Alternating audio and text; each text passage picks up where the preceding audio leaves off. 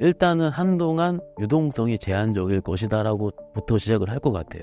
그러면 유동성이 제한적이면은 성장이라든지 재료를 주식용어로 모멘텀이라 얘기를 하거든요. 그 재료가 살아있는 곳에서 집중이 될 겁니다. 요 네 가지가 아마도 쏠릴 가능성이 크다라고 생각하고 있습니다.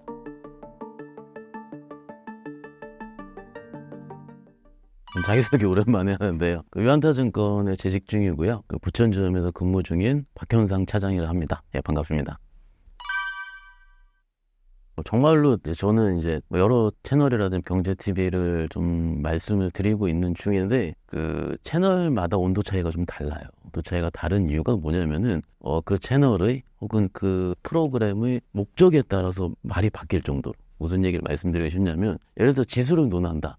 그러면은 지수는 괜찮습니다. 그런데 개별 종목을 좀 얘기를 한다. 그렇게 하면은 종목에 따라서 천차만별이에요. 물론 우리 국내 시장을 얘기하시는 우리 투자자분들이 어떤 얘기를 많이 하시냐면 국내 시장 원래 그렇지 않느냐. 원래 변동성도 크고 좀 작은 종목들이 많이 움직이고 조금은 굉장히 좀 매매하기가 어려운 시장이지 않냐. 그래서 나는 미국으로 떠났다. 이런 얘기 많이 하시잖아요. 근데 저도 충분히 이해를 하는데 그런 좀 변동성 혹은 그런 극도의 쏠림이 요즘 들어 더 심해진 것 같습니다. 예, 조금 더 말씀을 좀 드리자면 이런 그 쏠림의 같은 경우는 특히 이제 유동성이 부족할 때 좀 생기는 현상이거든요. 즉 유동성이라는 함은 주식시장에 들어와 있는 자금. 근데 그 자금의 성격이 최근 들어 많이 바뀌어진 것 같아요. 예를 들어서 저희 작년에 우리 기억을 해보시면 그 2차전지로 쏠렸었던 거 기억 많이 하실 거예요. 이거는 기억이 아니고 각인이죠. 많이 기억을 하실 텐데 그때의 투자자분들이 뭐 작년 7월 달까지 엄청나게 많은 자금들이 2차전지에 들어갔고 그런데 많이 올랐으면 좋겠지만은 아직까지 그렇게 그 사람 반등이 보이지 않는 상황이기 때문에 그때 들어오셨었던 우리 개인 투자자들의 자금은 일부 좀 쟁여져 있는 상황이긴 하고 그리고 최근에 밸류 프로그램 뭐 좀 이따 말씀드리긴 하겠지만 외국인들 같은 경우는 아시다시피 우리가 알고 있는 중고장대 대형주 특히 은행주라든지 자동차주, 보험주 그런 섹터들로 편식해서 들어오고 있는 상황이기 때문에 그리고 기관들 자금 같은 경우는 상대적으로 조금 이런 순환매가 빠릅니다. 뭐 엔터 갔다가 반도체 갔다가 바이오 갔다가 이런 식으로 순환매가 엄청나게 심하게 움직이기 때문에 최근 우리 개인 투자자분들 입장에서는 어느 쪽에 장단을 맞추기가 어렵다. 그리고 좀 내가 샀다 팔았다. 이거 매매라고 얘기를 하는데 매매를 하지 않으면은 조금은 시장에서 혹은 계좌상에서 좀 어려운 상황이 나타나고 있다. 이런 얘기를 좀 많이 듣거든요. 그게 좀 더 심해지고 있는 것 같아요. 조금 설명을 좀 드리는 게 맞을 것 같아요. 지금 우리가 알고 있는 정부에서 주도하고 있는 밸류 프로그램 같은 경우는 일본의 모델을 굉장히 많이 벤치마크를 한 겁니다. 뉴스 보시면 다 아시다시피 우리가 알고 있는 PBR이라고 그러죠. PBR이 청산가치 대비해서 예를 들어 PBR 1이면 우리나라 전체 시가총액을 청산가치 대비 나눈 거 그걸 PBR이라고 얘기하는데 한 배 정도 되는 수준을 적정가치라고 얘기를 합니다. 그런데 주식의 성질에 따라서 PBR이 높은 종목도 있고 낮은 종목도 있는데 국내 같은 경우는 전통적으로 PBR이 굉장히 낮았어요. 왜냐하면 우리가 전체적으로 가지고 있는 가치들보다 좀 언더밸류, 저평가를 받는 상황이 계속됐던 거죠. 아시다시피 저평가를 받는 가장 큰 이유는 국제적인 리스크 있고요. 중국의 관계가 있을 수도 있고요. 그런데 우리에 들어오는 외국인들과 기관 투자가의 자금의 성격에 따라 다를 수도 있습니다. 그런데 이런 국내 시장의 저평가를 벗어나고자 일본이 밸류 프로그램을 도입을 했는데 작년 3월 때 도입을 했거든요. 근데 지수가 굉장히 많이 올랐어요. 지수로 PBR로 따지면 거의 1.4배까지 올랐습니다. 그럼 거의 50% 이상 급등을 하게 된 거거든요. 그러면 우리도 상대적으로 여러 가지 섹터별로 굉장히 저평가된 섹터가 코리안에서 굉장히 많은데 그들이 주주 친화적인 행동을 하게 된다면 예를 들어서 우리가 저사주를 매입을 한 다음에 소각을 한다라든지 그리고 대기업 위주의 편중된 구조를 다른 우리의 주주 친화적인 구조로 바꿀 수 있는 프로그램의 계획을 발표한다라든지 이런 그거를 정부에서 주도적으로 약간은 강압적으로 혹은 약간은 방향성을 세워서 주기적으로 할 수 있는 그런 프로그램을 만들자라는 게 일단 밸류 프로그램의 일환일 것 같고요. 지금이 3월 초 지나고 있는 상황이긴 한데 2월부터 움직이긴 했습니다. 참고로 잠깐 HTS 보면서 말씀 좀 드리자면 2월부터 3월 초까지 외국인들이 8조를 샀거든요. 8조 이상을 샀는데 이게 8조 이상을 산다는 게 그 2월 달에 거의 7조 후반대까지 산 거예요. 거의 월간 순매수 금액으로 봤을 때 거의 최고치입니다. 그러니까 여태까지 7조 이렇게 한 달에 사는 건 없었었던 거죠. 없었었는데 외국인들이 많이 샀어요. 많이 샀는데 뭘 많이 샀느냐가 중요하겠죠. 보시면 우리 시청자분들도 우리나라 시가총액 1등 뭡니까? 삼성전자, 그죠? LG 에너지솔루션, SK 하이닉스, 삼성 바이오로직스 시가총액 상위주. 그런데 뭔가 삼성전자, 하이닉스를 살 것 같은데 여태까지는 우리나라 지수를 살 때 외국인들은 삼성전자 먼저 샀거든요. 그러니까 대표적인 종목이니까. 그런데 지금 여기 보시면은 외국인들이 2월 초부터 3월 초중순까지 샀던 종목 중에서 가장 많이 산 거 1조 8천억 정도가 현대차입니다. 그리고 두 번째가 하이닉스, 그럴 수 있다 치고요. 반도체 얘기 좀 이따 말씀을 드릴게요. 그리고 그 다음에 삼성물산이 지주사, 그리고 삼성전자 우선주입니다. 여기 지금 상위에 삼성전자가 없어요. 삼성전자 우선주가 있어요. 조금 쉽게 설명을 하려고 저희가 특명을 받아서 좀 말씀을 좀 드리자면 우선주는 뭐냐면 우리가 배당은 있고요. 주권은 없습니다. 편하게 주주총회에 참석은 못해요. 근데 배당은 좀 더 받을 수 있어요. 그걸 우선주라 그러거든요. 그러면은 상대적으로 내가 기업의 경영에 참여하고 싶은 생각이 없다면 배당이 목적이라 우선주 사는 게 맞겠죠. 그러니까는 그 밸류업에 맞는 편식된 수급이 들어온 거예요. 그렇죠. 삼성전자 없습니다. 상위에는. 그 다음에 기아. 좀 약간 말씀드리면 현대차와 기아의 경우는 자동차주는요. 우리가 좀 뭐라 그럴까요? 싼데 움직이지 않는 대표적인 답답이 주식 중에 하나였습니다. 작년까지는요. 그리고 현대차 기준으로 코로나 시기, 제가 코로나 시기 우리 기억 많이 하시죠? 삼성전자 들어오고 현대차 들어오고 현대모비스, 삼성전기 같은 우리 개인 투자자분들이 가장 좋아하는 시가총액 상위의 굴뚝주들, 시클리컬이라 얘기를 하죠. 그런 종목, 우리가 많이 알고 있는 대표 주자들 많이 들어왔었죠. 그런데 어땠습니까?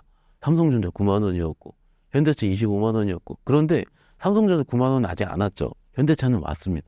이 기간 동안에. 그러니까 우리 개인 투자자들이 와 이걸 이제 드디어 왔구나. 원금이 왔구나. 그때 들어오셨던 투자자들은 상대적으로 좀 손절이라든지 이런 것들 잘 안 하시는 저로 치면은 저 아버지 또래의 사장님들 이런 분들이 많이 사신 거죠. 그러니까 대표 주식인데 표현이 이럴 수 있지만 물리면 어때? 어차피 올라올 건데. 근데 그게 3년이 넘은 거죠. 그런데 이제 외국인들이 2월 달부터 전폭적으로 현대차가 들어오면서 드디어 플러스가 나기 시작을 한 거죠.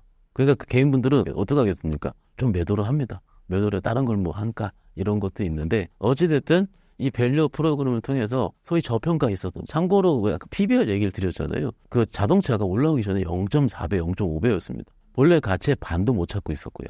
참고로 은행주 있잖아요. 은행주는요. 그전 0.4배, 0.3배예요. 장난 아니죠. 그러니까는 지금 올라오긴 했는데 원래 가치 찾려면 아직도 멀었습니다. 그래서 그에 대한 가치, 그거에 대한 기대감이 여전히 있는 현실. 그런데 얼마 전에 밸류 프로그램 초안을 발표를 했죠. 발표를 했는데 그때 발표하자마자 확 빠졌어요. 확 빠진 이유가 내용에 강제성이 없다. 기업에서 그냥 공시를 해라. 그리고 공시도 1년에 한 번 정도. 그리고 뭔가 강제성에 1번은 어떻게 도입했냐면 그 제대로 도입하지 않으면 상장 폐지까지 하겠다라는 강제성을 도입을 했거든요. 근데 우리 같은 경우는 이걸 자율적인 측면을 맡기겠다. 물론 그 상법상 그런 것들 하면 상법 개정이라든지 법률 개정이 필요한 상황이긴 합니다. 그래서 세부 프로그램 같은 경우를 5월 달에 다시 확정을 하겠다는 단서 조항이 있었거든요. 그런데 2월 말에 발표했었던 그런 프로그램이 5월까지 가려면 주식하시는 분들 어떻습니까? 성질이 엄청 급하십니다. 제가 제일 급해요. 그런데 그런 분들이 어떡하겠습니까? 좀 팔죠. 그래서 그 발표했을 때 강제성이 없다고 해서 빠졌다가 최근에 다시 올라오고 있거든요. 올라온 트리거가 뭐냐면은 아마 정부의 주요 인사분들께서 강제성을 도입할 수 있다라는 그런 부분이 기사화되긴 됐었어요. 그러니까 기사화되자마자 그 다음날 바로 오르더라고요. 그러면 여기서 결론이 뭡니까? 시장에서 원하는 것은 강제성입니다. 기업한테 물론 기업이 이익을 추구하지만 좀 주주를 친화적인 하는 거는 미국 주식은 굉장히 많이 하거든요. 미국 주식은 그냥 자사주 소각합니다. 계속. 애플이라든지 이런 회사들. 근데 국내 주식 같은 경우는 계속 물적 분할 엄청 요구 많이 하셨죠. 코로나 기간 동안에. 분할을 해가지고 따로 상장을 시키기도 하고 그걸 더블 카운팅이라고 얘기를 하거든요. 이런 부분도 계속 나오고 하고. 그러니까는 그것에 신물이 난 우리 개인 투자자분들이 이번에 좀 달라졌겠다라는 걸 기대를 하게 했었고 그런데 우리는 우리 마음은 갈 때예요. 왜냐하면 시세 빠지면 또 팔고 싶고요. 그리고 3년 만에 온 거 맞잖아요. 현대차는. 그러니까는 이거 어떻게 해야 되지? 이런 갈등이 있는 과정이고요. 그런데 외국인들은 아직까지는 꾸역꾸역 사고 있는 상황입니다. 그러면 이걸 좀 연장선상에서 어떻게 생각할 수 있냐면 세부 프로그램이 5월 달에 발표가 되고 그리고 9월 달에 아마 지표 발표가 될 걸로 알고 있고요. 밸류업 지표, 코리아 밸류업 지표라는 거죠. 그 지표는 지수가 발표를 하게 되면은요. 그 안에 들어있는 지수 안에 종목이 있을 거예요. 뭐 현대차, KB금융 이런 식으로 종목이 있으면 이 종목을 가지고 따라 사는 운용사가 생길 겁니다. 그러면 그 지표를 지수를 사게 되면은 그 종목이 같이 사게 되는 것 같아요. 그러니 미리 선반영하게 되는 거죠. 그리고 우리 증시는 굉장히 빠릅니다. 엄청나게 빠른데 일본이 발표해서 두세 달 동안에 있었던 지수의 흐름이 종목들의 흐름이 저희를 한 2주 만에 끝났어요. 빠르게 올라간 거. 그만큼 빠른 거죠. 그래서 일본 흐름은 추후로 좀 보시긴 해야겠지만 참고로 그 후에는 성장적으로 오르긴 올랐습니다. 그런데 일단은 지금까지 지금 3월 한 초 중순 넘어가는 이 시기까지에는 일단 외국인들은 조금 더 사고 있는 건 맞다. 흔들리는 거는 기관 투자가들의 매매 그리고 우리 개인 투자자들의 마음이다. 이렇게 정리하면 어떨까 싶습니다. 일단 그거는 뭐 이렇게 좀 약간은 좀 답 없이 말씀드리는 걸 싫어하시잖아요. 그런데 그건 사실은 외국인들의 몫입니다. 지금 국내 자금이 아까 서두에 제가 좀 한정되어 있다. 유동성이 좀 그렇게 많지 않다라고 말씀드린 전제로 깔아서 말씀드린 이유가 만약에 지금 종목들이 최근에 반도체든 바이오든 많이 움직이고 있는데 이런 밸류 종목들이 기본적으로 어떻습니까? 느립니다. 천천히 올라가요. 그 외국인들은 어떤 상대적으로 자금력이 많고요. 그렇기 때문에 천천히 사도 되는 거예요. 왜냐하면 일본의 학습 효과가 있거든요. 그러니까 일본이 1.4배, 1.5배까지 PBR 기준 올라왔으니까는 지수가 그렇게 많이 올라왔는데 외국인들의 목표 증률이 사실은 그렇게 높지 않거든요. 그렇죠. 그러니까는 원유 가치를 찾을 때 기다리면 되는 건데 제가 맨날 갈 때라고 말씀드리는데 흔들리는 거 우리예요, 우리. 그러니까는 좀 그때까지 기다리냐 할지는 외국인들의 수급을 보면서 판단을 해야 된다라는 거고요. 그리고 외국인 수급이 마치 밸류업 하나만 보고 들어오는 게 아니고 국제 정세에 따라서 예를 들어서 미국의 디스인플레 기조 그러니까 금리 인하를 언제 하는 거 그 두 번째 뭐 중동의 전쟁 격화 여부라든지 혹은 최근에 가장 밀접하게 외국인 선물을 좌지우지하는 건 중국입니다. 중국의 스탠스가 어떻게 되는지 아직까지 중국이 부동산도 안 좋고요. 디에 공포라 그래 디플레이션 이런데 중국이 빠지면 혹은 홍콩이 빠지면 우리 외국인들이 선물을 또 같이 팔고 그러면 선물이라는 게 뭐냐면 상대적으로 현물보다 좀 빠른 개념이기 때문에 현물도 그 다음에 같이 팔게 되고 그 기관들도 같이 팔게 되고 이런 현상들이 좀 나오고 있거든요. 그러면은 이것이 이런 외국인들 수급이 하나의 밸류업 때문에 가는 것보다는 여러 가지 복합적으로 하니까 더 헷갈리는 거죠. 그렇죠. 그래서 조금은 이런 여러 가지 왜 주식하는데 미국 같은 경우는 뭐 예를 좋은 게 뭐죠? 엔비디아라든지 혹은 요즘 브로드컴이라든지 혹은 메타 그리고 비만 치료제 일라일릴리 얼마나 좋습니까? 정말로 이쁘게 가고 있습니다. 저도 압니다. 제가 안 보겠습니까? 그런데 그런 부분이 조금은 우리 개인 투자자들이 지치는 거죠. 왜냐면 가다 말고 그래서 이거를 좋게 얘기하면 박스권이고요. 나쁘게 얘기하면 가다 마는 겁니다. 그렇죠. 그래서 아직까지 투자 전략은 코스피 증시 같은 경우는 2,500에서 2,700 정도 혹은 좁게는 2,600, 2,700 정도의 박스권일 것 같다라는 게 아직까지는 중론이에요. 물론 여기서 이 박스권의 레벨업이 될 거면은 외국인들이 뭔가 한번 크게 들어와야 됩니다. 크게 들어오는 거는 아마도 미국일 것 같아요. 미국에서 디스인플레 기조, 즉 금리 인하 시기가 언제 될 것 같은지 이런 거가 조금 더 명확하게 지금까지는 원래 올 초의 느낌은 뭐냐면 그 패드와치라는 에서 우리가 볼 수 있는데 한 3월 정도부터 금리 인하를 시작할 것 같다 했는데 그게 미국이 워낙 고용 지표도 잘 나오고요. 그리고 소비도 괜찮고요. 그러니까 그게 지금은 한 6월 정도로 밀려진 상황이에요. 그러면 안타까운 부분은 그거죠. 미국이 안 좋아져야지 금리 인하를 빨리 할 것 같고 그렇게 되면은 뭔가 이상해요. 사실은 뭐 좀 쉽게 말씀드리라고 또 말씀을 드리지만 경제가 안 좋아져야지 주식이 오르는 이런 기이한 현상들 이런 것들이 지금 우리는 바라고 있는 건데 좀 그거는 좀 추후에 우리 다시 제가 출연에 대한 말씀을 드리기로 하고요. 어찌됐든 미국의 금리 인하 기조에 대한 거가 좀 명확하게 나오면 외국인들도 조금 이머징적으로 돈을 좀 돌릴 거로 생각이 듭니다. 그럼 좀 돈이 좀 풀리게 되는 거죠. 이게 지금 매크로 지표가 굉장히 중요한 게 우리가 요즘 알고 있는 2차 전지, 전기차라든지 혹은 가전제품 이런 것들이 다 금리 인상 때문에 우리가 소비가 꺾였었던 거기 때문에 그것을 보는 것도 굉장히 중요하다고 말씀을 드리고 있습니다. 뭐 이제 바로 짝터로 들어 제 부끄러우긴 한데요. 그게 사실은 아까 제가 오늘의 우리 영상 컨텐츠의 전제는 일단은 한동안 유동성이 제한적일 것이다라고부터 시작을 할 것 같아요. 그러면 유동성이 제한적이면은 성장이라든지 그런 뭔가의 재료를 주식용어로 모멘텀이라 얘기를 하거든요. 그 재료가 살아있는 곳에서 집중이 될 겁니다. 그렇죠. 그러면은 일단 지금 미국에서 어디가 제일 좋습니까? 아까 말씀드렸잖아요. AI입니다. 그럼 반도체 쪽이 일단 첫 번째. 두 번째는 바닥을 찍고 있는 2차 전지가 전기차 시장이 언제 좋아질 거냐? 두 번째. 그리고 4월에 AACR이라 그래서 미국 아마케라는 걸 시작을 합니다. 전통적으로 국내 증시에서 3월에 4월 같은 경우는 바이오 시즌이라 얘기를 많이 해요. 그러니까는 그런 바이오, 이런 세 가지 섹터, 그리고 한 가지 더 얘기를 드리자면 마지막에 말씀드릴 텐데 우리가 알고 있는 패시브성 수급이 들어올 수 있는 기타 패시브성, 좀 약간의 수급성 종목들, 요 네 가지가 아마도 쏠릴 가능성이 크다라고 생각하고 있습니다. 조금 요거는 제가 개인적인 사견이 좀 첨부된 거라서 감안해서 들어주시면 좋을 것 같고요.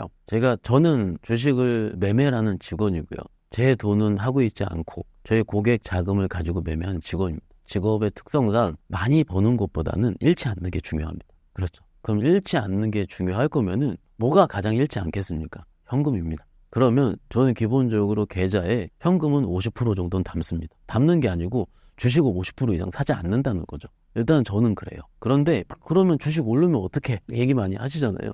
그런데 잃지 않는 거는요, 반대로 덜 깨져야 되거든요. 그러면 깨질 때 덜 깨질 수 있는 포트폴리오를 만들어 놔야 된다는 거예요. 그래서 저는 30%에서 50% 정도는 기본적으로 주식을 조금 현금 상태로 두는 편이고요.